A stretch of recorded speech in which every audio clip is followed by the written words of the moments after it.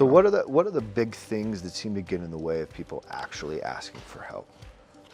Stigma. Stigma. Yeah, I would say So that's one of the biggest Let's talk about ones. stigma. What is a stigma? Well, I'll try and hopefully I won't butcher it. My definition of stigma is I'll use another fancy word, the zeitgeist. So the current societal understanding or opinion or view of a certain thing. Right. Right. So if there's a stigma of Instagram, Sure. which there's not, but let's take Instagram. If there's a stigma against Instagram, the general population is going to have the opinion that Instagram is, let's say, bad, right? Sure. And so the stigma against Instagram is that it's bad, right?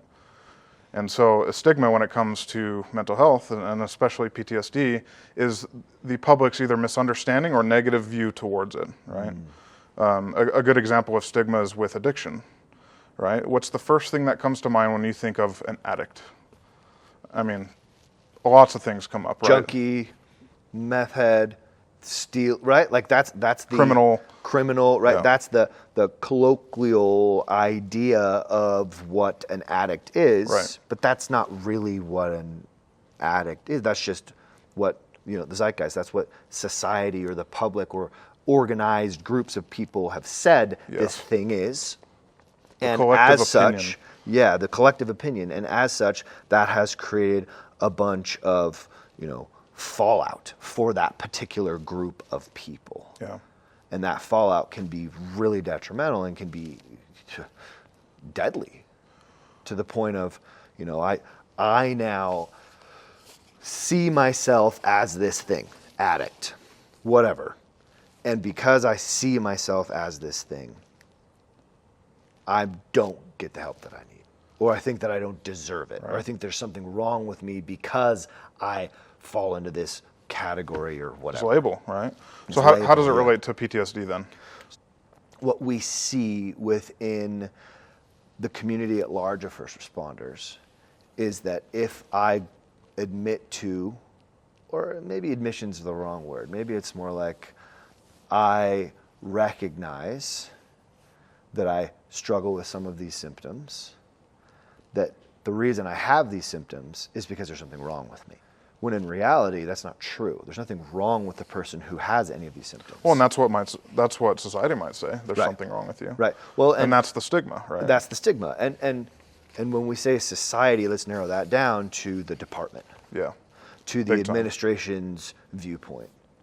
Right? And so the work that we've been doing for the last, decade or so is trying to destigmatize trauma, PTSD, getting help, mental illness, things like that.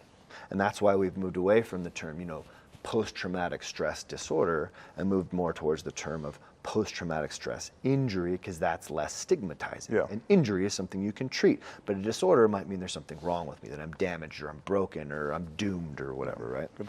So what have you found is helpful in reducing that stigma or helping guys and gals overcome that stigma? Research says social stuff, getting together, talking about it. Talking about it in large groups, small groups, making it a constant theme. Having a large-scale gesture from the administration that seeking help is important and necessary and required even, and that's why First Watch exists. That's why we're doing this video, because we want to change the way that departments look at help seeking, treatment seeking. And in reality, getting help is the very thing that will end that generational trauma problem that we see. And so that's why, from like a big bird's eye view of this issue, what we're really trying to do is we're trying to change things for the next generation. We're trying to change the way that policing, that first responder world, that fire world, that, as we work with veterans as well, our dispatchers, our corrections officers, that the next generation will be able to get the help that they need much earlier on, and the symptoms won't be as bad. And then we won't have the problems we do now with retaining folks, which is a huge problem, right? Recruiting folks, which is a huge problem, and making sure that they feel like they're a part of something. That's a big ask, right? And this stigma thing, it's a big, giant issue that we're trying to deal with. But really, it seems that the cure for it, if you will, is talking about it. Some incredibly powerful, amazing people in the first responder world that are extremely courageous. Yeah.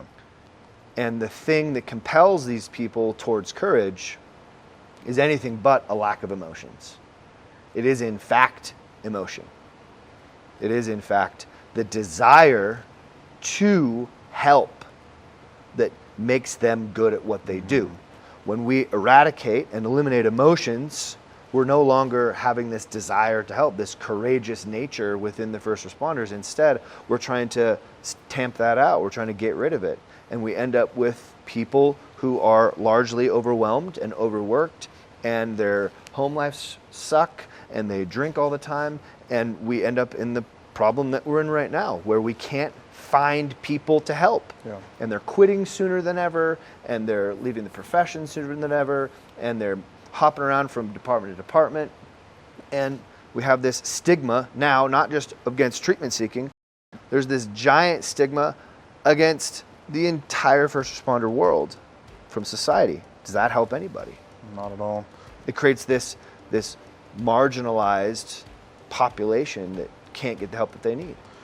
I wanted to bring that up because I think it's important that we point out what they're up against. Yeah. You know?